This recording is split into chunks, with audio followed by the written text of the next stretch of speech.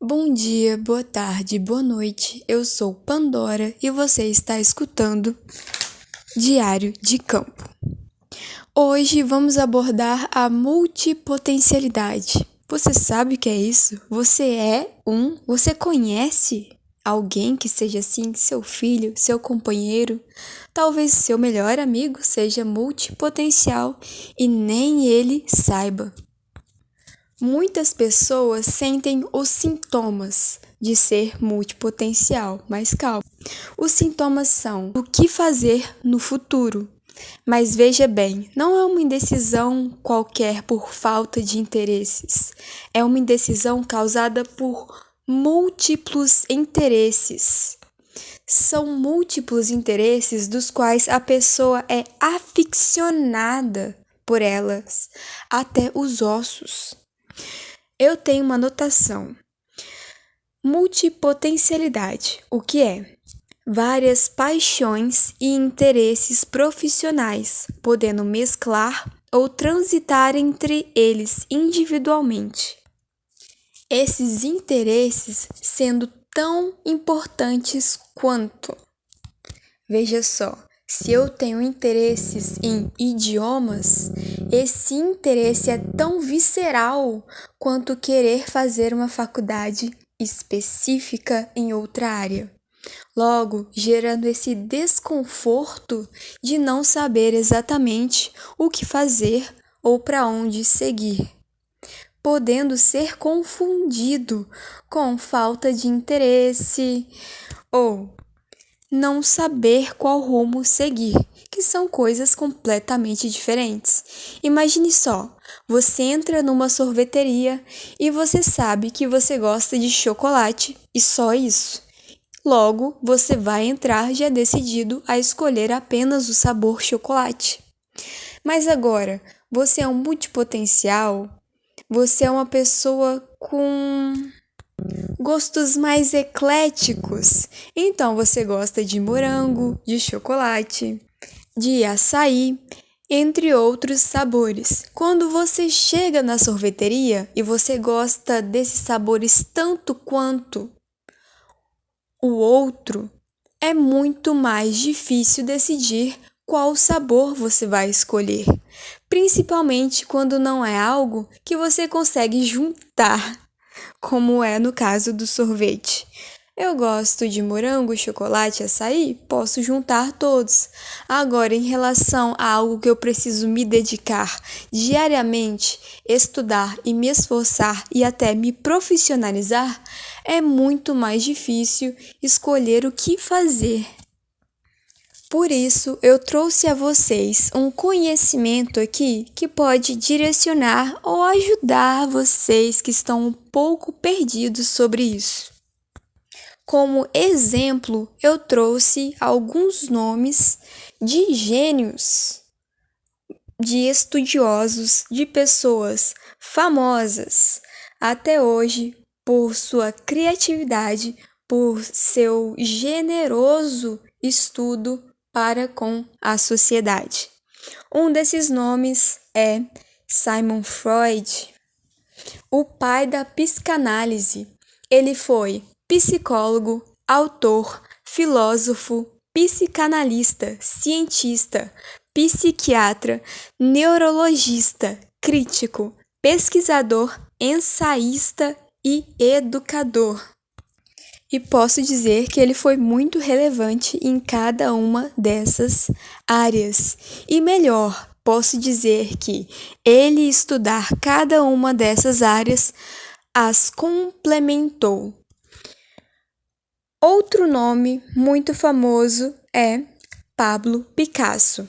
Ele foi pintor, escultor, ceramista, cenógrafo, poeta e dramaturgo. Agora, um nome em específico do qual vou citar mais exemplos, na qual vamos aprofundar e entender melhor sobre a multipotencialidade, na qual você pode também ter, é Leonardo da Vinci. Para os curiosos, para quem gosta de história e se aprofundar nos personagens da vida real, eu recomendo um documentário histórico / Linha do Tempo que o canal Nostalgia, com o apresentador Castanhari, juntamente com as pesquisas do Instituto FTD, que é o Sistema de Ensino para que toda a história seja de fato uma trama baseada na vida real de Leonardo da Vinci, acontecesse. Essa linha do tempo está postada no YouTube no canal Nostalgia, porque eu estou fazendo referência a isto. Por quê? É um vídeo de 1h30 mostrando sobre uma pessoa multipotencial, de multifacetas, o que ela pode se tornar, ser, fazer, ou melhor, ser grande na vida sem necessariamente precisar ser um especialista. Bom, ser um especialista é um pilar da sociedade atual, no qual, então, podemos, de certa forma, distorcer e desvalorizar os outros profissionais multipotenciais, nos quais podem se tornar polímata. E eu explico o que é um polímata. Polímata, não só sendo um multipotencial, que é uma pessoa com vários interesses distintos. Vou dar exemplos mais pessoais, como por exemplo, sou apreciadora assídua de arte, quaisquer que sejam, quadros, pinturas, músicas, histórias da arte contemporânea ou até mesmo também gosto muito de psicologia, idiomas, marketing, autodesenvolvimento, nos quais são assuntos que eu gostaria de trazer aqui para vocês. São assuntos que eu estudei de forma independente. Tudo isso sendo uma consequência da minha multipotencialidade. Ainda, claro, não posso me considerar uma polímata. O que é uma polímata? É uma junção de especialidades aprofundadas. É como se a pessoa fosse um biólogo aprofundado, um neurocientista aprofundado, um psicólogo aprofundado, um psicanalista aprofundado. Mas qual a diferença? Eu não entendi. Então, uma pessoa multipotencial pode se tornar um especialista em várias áreas, é isso? Não é bem essa a questão. A questão é que você se aprofundando em várias áreas, o seu superpoder não vai ser conhecer várias áreas, e sim correlacionar, ser criativo. Você será nexialista, ou seja, você irá conectar essas várias áreas e então formar e transformar novas respostas. Por exemplo, se você se especializar em biologia e se especializar em psicologia, do que surge daí?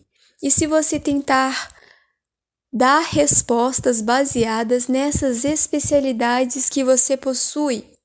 Talvez então você encontre respostas químicas do nosso cérebro, do nosso corpo para as nossas atitudes, para o nosso porquê da psique. Se na psicologia diz que o comportamento é feito baseado em tais experiências, na biologia podemos estudar a fundo, talvez os neurônios, as reações químicas do nosso cérebro, quando isso ocorre ou por que isso ocorre, e assim ter uma resposta muito mais abrangente sobre. A questão é, se você se especializa em várias áreas, você consegue correlacionar e ser muito mais criativo. Então, talvez, fundar outra área. Eu tenho um pequeno rascunho sobre isso, um pouco cru, mas que exemplifica o que eu quero dizer. Eu nasci na geração onde tudo já existe e já foi descoberto. Eu nasci na geração onde ideias foram feitas de pilares. Eu nasci na geração da criatividade. É hora de conectar todo esse conhecimento que já existe no mundo. Os novos revolucionários, na verdade, trazem muita bagagem, mas mais ainda conexões entre ideias nunca antes conectáveis. Inclusive, o Renascimento foi basicamente isso.